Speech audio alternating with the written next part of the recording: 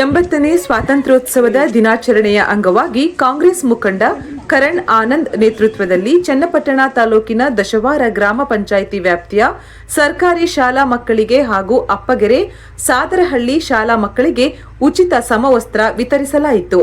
ಈ ಸಂದರ್ಭದಲ್ಲಿ ಪಕ್ಷದ ಮುಖಂಡರು, ಮಾಜಿ ಗ್ರಾಮ ಪಂಚಾಯಿತಿ ಅಧ್ಯಕ್ಷರು, ಸದಸ್ಯರು, ಶಾಲೆಯ ಮುಖ್ಯೋಪಾಧ್ಯಾಯರು, ಶಿಕ್ಷಕರು, ಮುಖಂಡರುಗಳು ಹಾಗೂ ಗ್ರಾಮಸ್ಥರು ಉಪಸ್ಥಿತರಿದ್ದರು.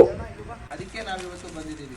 ನಿಮ್ಮೇನು ಈಗ ಮುಖಂಡರು ಇದ್ದಾರೆ, ಗ್ರಾಮಸ್ಥರು, ಅವರೆಲ್ಲ ನಿಮ್ಮೆಲ್ಲರಿಗೂ ಬೇರೆ ಎಲ್ಲ ಸಹಕಾರ ಮಾಡ್ತಾರೆ.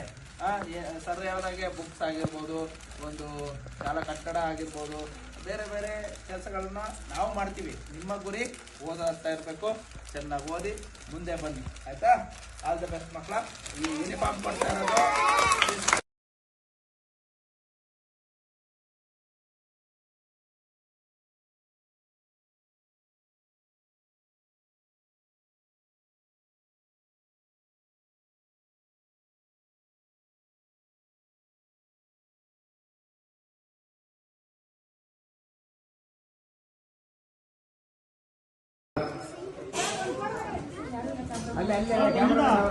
ಹರ್ಷಿತಾ